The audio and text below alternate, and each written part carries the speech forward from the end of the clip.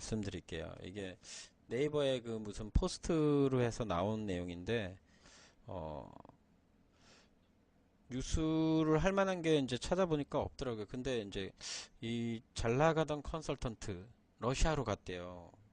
예, 물론 저랑 나이가 비슷해요, 이 사람. 근데 이 사람은 되게 오랫동안 했던 전문가인가 봐요. 저는 뭐 이제 한지 얼마 안 됐지만, 38이라고 나와 있는 거니까 우리나라 나이로 39이야, 이 사람. 그러면 나도 39인데, 예. 동갑이야, 이 사람. 내가 볼 때는 7, 8년생인 같아. 그래서 한국에서 잘 나가는 컨설턴트래요. 그래서 1년 3개월 전, 이 사람은 1년 3개월이니까 37살 후반에 에, 헬조선에서 비전을 찾기 힘들어서 러시아로 갔나 봐요. 물론 외국계 컨설팅 회사에 아마 입사를 한 것 같아요. 이 사람이 뭐 회사를 차리거나 그런 건 아니고 그 우리나라 3, 40대 분들이 이제 많이 쓰는 말들이 중에 하나가 이제 헬조선이라는 말이죠. 예. 이 사람이 왜 그러면은 러시아로 갔냐? 예. 그것도 잘 나간대요. 나는 잘 나가지도 않는데 이 사람은 잘 나가는데 잘 나가는 사람이 왜 굳이 외국계 컨설팅 회사 서울지사에서 9년 동안 근무를 해서, 그럼 이분 30살, 29, 대학 졸업하고 바로 외국계 컨설팅 회사에 입사했나 봐요. 굉장히 일을 잘해서, 근데 이제 외국 어디로 갔냐? 모스크바에 있는 영국계 컨설팅 회사, 영국계면 스탠다드 퍼스 뭐 이런 데인가? 그래서 왜 갔냐면 여기 이제 보이세요? 의미 없는 수백 장짜리 제안서 작성, 더는 못하겠다. 인정해주는 곳에서 일하고 싶어 한국 전화기로 결심. 이 의미 없는 수백 장짜리 제안서 작성 이게 뭐냐? 우리나라 이제 대표들을 기업 제조업 뭐 기본적으로 이제 그런 대표들을 만나러 가서 얘기를 하면 이 사람들이 하는 얘기가 뭐예요? 한번 해봐, 보여줘봐.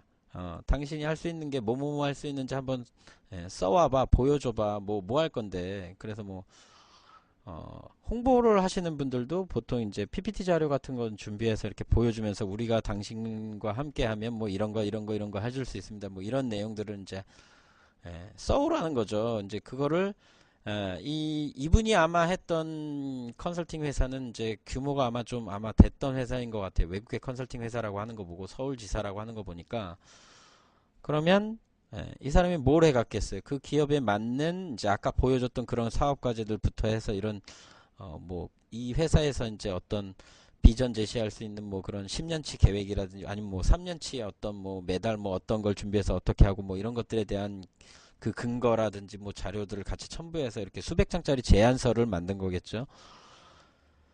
이 사람은 제안서 작성하고 하는 거는 문제가 안 되는데 이게 이 이거를 뭐라고 하냐? 우리가 이런 것들을 뭐라고 하지? 이런 것들을 여기 이 사람이 마지막에 써놨는데 이거 어디 내가 다 읽다 보니까 이제 어딘지 모르겠네. 어, 이 사람이 한 얘기가 뭐냐면 이거 보면서 갈게요. 이런 것, 여기 있다. 여기 나와 있네, 바로. 지적 자산.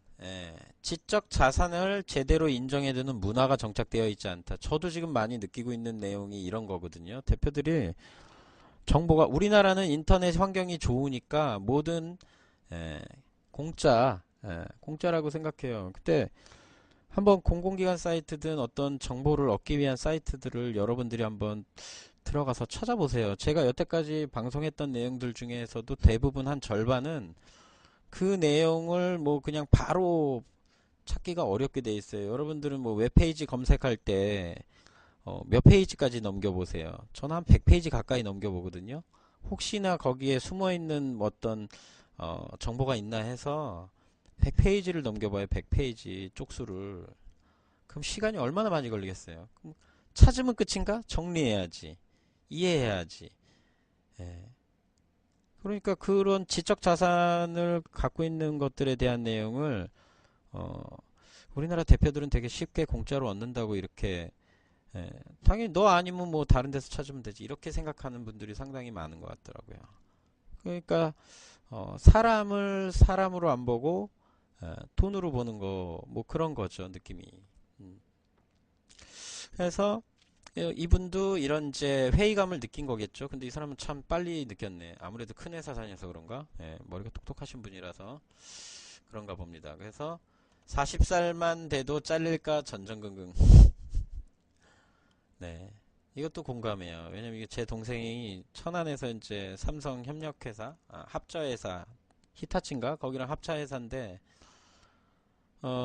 거기가 이제 먼저 테스트하는 테스트베드 공장이에요. 메모리 테스트베드 공장인데, 뭐, 예를 들면은 예전에 뭐, LCD 텔레비전 나오고, 그 다음 PDP 나왔잖아요. 그러면 이제 그 PDP에 들어가는 그 메모리 칩이 있는데, 그 메모리 칩을 테스트하는 합자회사가 있어요. 그 삼성하고 제휴가 아니라 그 합자, 같이 반반 50%씩 이렇게 지분율 갖고 이렇게 만든 회사인데 거기서 미리 테스트를 해요. 그래서 LCD 텔레비전이 굉장히 많이 팔렸잖아요. 그때 많이 할인하고 그래가지고 그걸 팔 때 바빠요. 팔아서 바쁜 것도 있지만 그 다음 PDP를 준비하니까 바쁘거든요. 그 다음 PDP가 별로 흥행을 못했어. 그래서 쫄딱 망하니까 회사가 한참 막 시간 근무제 뭐 이런 거 해가지고 굉장히 이제 한가해서 일주일에 회사를 절반만 가는 거, 예. 월급도 그 시간에 따라서 조금 깎이고 뭐 그랬어요. 그러다가 다시 이제 LED TV가 나오면서 굉장히 바빠지고 지금 그 OLED랑 퀀텀답 나오고 뭐 그러죠 지금은. 죄송합니다. 그리고 지금 또 다음 버전이 또 있어요. 네, 여러분들은 상상이 안 되시겠지만 그 다음 버전이 또 있어요. 퀀텀답 다음 버전에 또 어떤 그 LED 어드밴스드 그런 기술이 있더라고요. 그 디스플레이 기술이 있는데 그걸 지금 이미 벌써 개발 완료돼서 상용화 테스트도 끝났고 지금 이제 다음 단계로 넘어갈 건데 사람들은 아직 이제 퀀텀 다시 최신형인 줄 알고 그러고 있는 거죠. 그 제가 예전에도 말씀드렸잖아요. 세계 최고라고 최초라고 뭐 최고라고 이렇게 하는 기술들 실상 까놓고 거기 그 담당 그런 기술 개발을 한 기업들 내부로 들어가면 이미 벌써 두 단계 세 단계 해서 준비해 놓는 그런 새로운 기술들이 이미 더 있어요.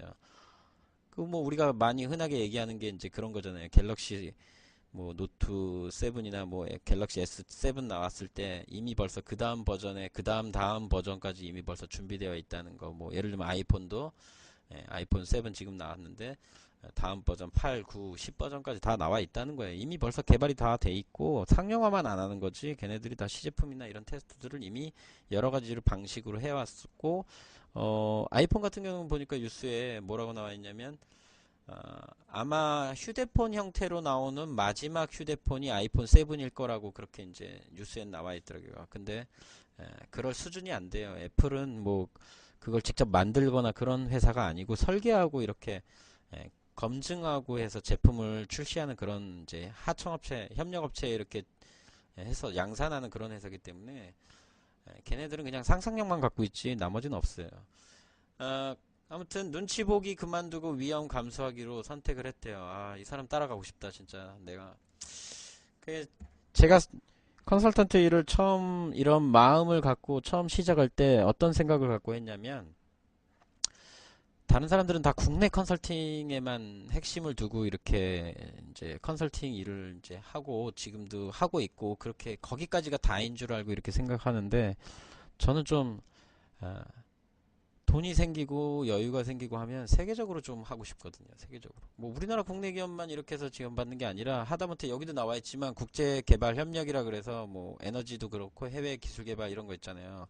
우리나라에서도 많이 하고 있어요. 국제 기술 협력 사업이라든지 아까 보여드렸던 월드 클래스 300이라든지 이런 것들 보면 국내 기업들만 컨소시엄 구성해서 하는 사업 말고도 해외 기업들 또는 하다못해 중국에 있는 국가 공영 연구소 하고도 제휴해서 사업하는 부분도 있고 제가 계약했다 해지 파기된 그 기업 대표는 베트남 공공기관 우리나라로 치면은 아마 시 정도 되는 구 정도 되는 것 같아요. 구 정도 되는 그 관계기관하고 제휴해가지고 그 뭐냐 다리 있잖아요. 다리 우리 그 바다가 아니라 뭐야 강 밑에 강 위에 있는 다리가 있잖아요. 거기 다리 밑에 그 다리발에 이제 끼어 있는 그런 환경 물질들 이런 것들을 청소해주는 그런 기계들이라나 또는 보수를 할 때 그거를 이제 하는 그런 기계들을 만드는 이제 협업 사업 같은 거를 이제 구상하고 있고 막 그렇거든요. 그러니까 좀 이제 우리나라 수준이 이 뭐 이거 이런 얘기하면 또 좌파 방송 같은데 대통령을 잘 뽑아야 돼요. 대통령이 보는 수준 눈높이가 좀 오바마 대통령 수준까지는 아니라도 최소한 저 아베 총리 정도 수준 되는 좀 눈높이지. 일본에 그 있는 그 아베 총리도 그 장기 집권하려고 그렇게 막 묘수를 써가지고 하는데 좀 수준이 그 정도는 돼야지. 이런 아니, 너무 몰라. 뭐 드론 띄우면 뭐 다 되는 줄 알고 뭐 되는 줄 알고 막 스마트 뭐 어쩌고저쩌고 그런 얘기만 할 줄 알지 그게 뭔지 모를걸요. 아마 박근혜한테 AR이 뭔지 물어보면 알까? 검색은 할까? 최소한 그래도 본인이 검색해서 좀 알아가면서 노력하는 그런 사람이 좀, 좀 그 뭐라 그래야 될까? 예? 그런 지휘관들이 이제 좀 상위에 있어야 되죠.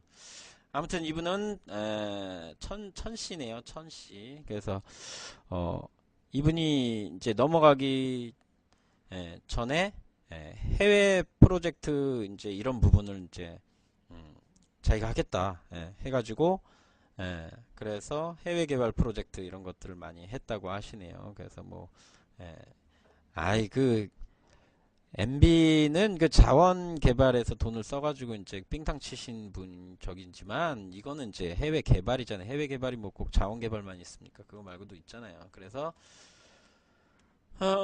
그런데 이제 결국 그 회사가 자금 사정이 나빠져서 사내 직원들에게 무급휴직을 권고했대요. 그래서 이 사람은 이제 과감하게 우리나라에서 이제 국제개발 펀드 설립 과제를 발주했는데 어, 3달 동안 금융투자 학습 공부하고 에너지 플랜트 분야에 확신도 생기고 그러니까 이런 거 해야지 컨설턴트가 되면 이 사람이 이게 지금 한 게 아마 그 회사 입사하고 30 중반대 이런 걸 한 것 같은데 그러니까 경력이 쌓이고 어느 정도 되면 이 정도 그래 이런 거 꼭 여기서 수주를 못 하더라도 이런 컨설팅 사업 이런 것들을 좀 해가지고 해야지. 이제 국가 주도로 추진되던 해외 투자 사업들 중 일부가 투자 대비 형편없는 수익률 또는 부실 운영으로 여론의 문매. 이거는 이제 그 MB 정부 그거 얘기하는 것 같은데, 아무튼 그렇네요. 그리고 뭐 투자은행 이런 애들도 있고 투자 자금 조달력 있고 투자를 참여할 수 있는 IB는 넘어서기 힘든 경쟁자. 투자은행 애들 얘네가 이제 골리앗인가 보네요. 컨설팅 업계에서는 그런 부분이 있네요. 그래요. 그래서 이제 저도 좀 기본 국내 기업들을 하면 제가 늘 뭐 컨설팅 할 때 말하지만 아이템이고 뭐고 다 그런 거 다 만들면 되는 거고 그런 것들은 중요하지가 않아요. 어차피 최신형 세계 최초 개발 그게 목표가 아니에요. 예. 뭐가 목표야? 뭐가 목표게 뭐가 삼성 같은 그룹사가 전 세계 지사가 있는 그런 회사를 만드는 걸 목표로 갖고 좀 꿈을 크게 갖고 해야지. 그럼 뭐 혼자만 하나? 그럼 뭐 삼성은 처음부터 그렇게 큰 회사로 그룹단 뭐 이런 거 했나? 그건 아니잖아요. 이렇게 조그만 회사랑 M&A도 하고 그런 얘기를 해야죠. 이제 그런 거를 하고 싶다 이거죠. 그래서 에, 이분이 또 좋은 얘기를 해주네. 해외보다 중요한 건 어느 나라 가느냐. 경쟁력 높이려면 한국인 적은 곳 고려를. 그래요. 그래서 이분이 모스크바를 선택했나 보네요. 여기 컨설팅 업체 이름도 나오네요. CIS. 아니구나. 그거는 대상. 이 컨설팅 업체에서 대상으로 하는 국가들이 러시아, 우크라이나, 벨라루스, 몰도바, 아르메니아, 아제르바이젠. 아제르바이젠은 우리나라 그 한 분이 가셔가지고 여기 개척했잖아요. 굉장히. 나 이거 다큐멘터리 봤는데. 이쪽이구나. 이게 모스크바가 몰랐네요. 경험? 예. 그러니까 이제 가면 이제 저랑 계약할 만큼 어느 정도 수준이 되는 대표들은 그런 해외 사업 파트 같은 것도 좀 확장하는 데 있어서 국가에서 주는 이제 정책 자금을 좀 활용해서 좀 해보고자 하는 사람들이 되죠. 돼야 하기가 좋죠. 그런 수준이 안 되는 사람들은 대화가 안 돼. 뭘 얘기하고 뭐 이렇게 하고 저렇게 얘기하면은 믿지를 않으니까 대화가 안 되는 건가? 예. 신용이 없어서 그런가? 아무튼 그러다 보니까 아무리 내가 이런 것들에 대해서 얘기를 해봐야 못 알아듣고 믿지도 않고 어차피 인터넷 찾아서 여러분들이 확인해 보면 다 그게 사실인지 거짓인지 다 알 수 있는 건데 근데 반대로 생각하면 뭐냐 그걸 듣고 그걸 인터넷에서 찾아보는 대표는 하면 안 돼요. 이 기술개발 과제 같은 거 하면 안 돼. 왜? 자기한테 맞는 파트 분야를 해야지. 대표님들은 기업 경영 이런 것들을 해야 되고 하는 부분이지. 그런 거 일일이 확인하고 그렇게 시간이 한가히 남아 도는 사람들은 기술개발 과제 해봐야 발전이 안 되는 거죠. 거기까지만 딱 해야 되니까 이제. 그래서 저도 그냥 안 되면 돈 좀 모아서 외국 갈까 봐요. 진짜 이 사람 좋다. 여기 이 회사 알아보고 그럼 모스크바 가면은 언어는 모스크바 그 러시아어를 해야 되나?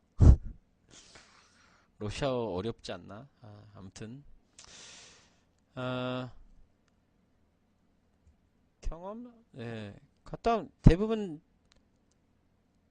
제가 갔던 기업들은 다 그냥 제가 막말로 얘기해서 진짜 쓰레기 같은 회사라고 그렇게 얘기는 하죠. 근데